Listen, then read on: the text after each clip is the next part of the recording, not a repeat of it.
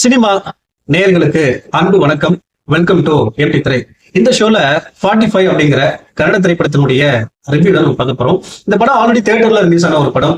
G5ல 1 வீக்குக்கு முன்னாடி Kannada version release ஆச்சு. இப்ப தமிழ் வெர்ஷனும் வந்து பாத்தீங்கன்னா ரிலீஸ் பண்ணிருக்காங்க. இந்த படத்தை ஒரு ஃபேண்டசி த்ரில்லரா கொடுத்திருக்காங்க.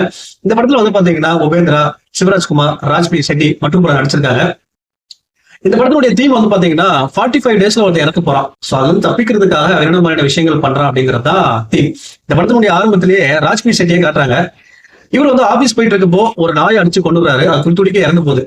சோ அந்த நாயினுடைய ஓனர் தான் வந்து பாத்தீங்கன்னா உபேந்திரா. சோ அந்த நாயை வந்து தன்னுடைய அம்மா மாதிரி அவர் பாத்துக்கிறாரு. தன்னுடைய அம்மாவே நீ கொலை பண்ணிட்டியா, உனக்கு 45 டேஸ் டைம் தரேன், அதுக்குள்ள வாழ்ந்துக்கும், அதுக்கப்புறம் நான் உனக்கு கொள்ளுவேன் அப்படின்ற மாதிரி சொல்றாரு. இதுல இருந்து தப்பிக்கிறதுக்காக ராஜ்பி செட்டி என்ன மாதிரியான விஷயங்கள் பண்றாரு, இதுக்குள்ள சிவராஜ்குமார் எப்படி உள்ள வராரு, அதுக்கப்புறம் என்ன மாதிரியான சம்பவங்கள் நடக்குது அப்படின்றதா இந்த படத்தினுடைய மீதி கதை. இந்த படத்தை பத்தி ஆலோசனம் அப்படின்னா, கதையாவே நீங்க பாத்தீங்க அப்படின்னா ஒரு இன்ட்ரெஸ்டிங்கான ஒரு ஸ்டோரி. 45 டேஸ்ல ஒருத்தர் இறக்க போறான். சோ இதுக்கப்புறம் அவன் வந்து அது தப்பிக்கிறதுக்காக என்ன மாதிரியான விஷயங்கள் பண்றான் அப்படிங்கிற மாதிரியான ஒரு இன்ட்ரெஸ்டிங்கான ஒரு விஷயம்.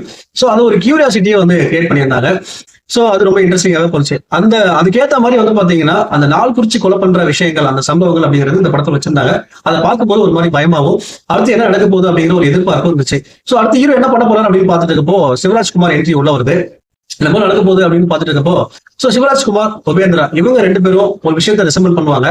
அதை வந்து ஒரு ட்விஸ்டா வச்சு கடைசியில சொல்லியிருப்பாங்க. அது பெரிய அளவுல ஒரு ட்விஸ்டா அமையல அப்படின்னு தான் சொன்னோம். அது நம்மளே ஈஸியா ப்ரெடிக்ட் பண்ண முடிஞ்சது. அதே போல அந்த படத்தினுடைய முடிவுல ஒரு வார் போஷன் வரும். அது ஒரு மாதிரி டீசெண்டா கொண்டு முடிச்சிருப்பாங்க. இந்த படத்துல சொல்ல வந்த விஷயம், குறிப்பா கன்வே பண்ண விஷயம் வந்து நம்மளோட சரியா ஆடியன்ஸோட கனெக்ட் ஆகல அப்படின்னு தான் சொல்லணும். அதே போல கன்னட புராணத்தை வச்சு பேரலா சில விஷயங்களை சொல்லியிருப்பாங்க.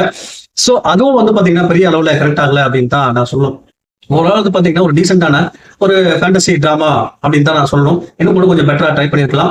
இந்த படத்துல அடல் கண்டென்ட் எல்லாம் பெருசா எதுவும் இல்ல. தாராளமா நீங்க ட்ரை பண்ணி பார்க்கலாம். இந்த படத்துக்கு எம்பி திரை கொடுக்குற ரேட்டிங் 5 to 2.5. அடுத்த வசனத்துல சந்திக்கிறேன். நன்றி, வணக்கம்.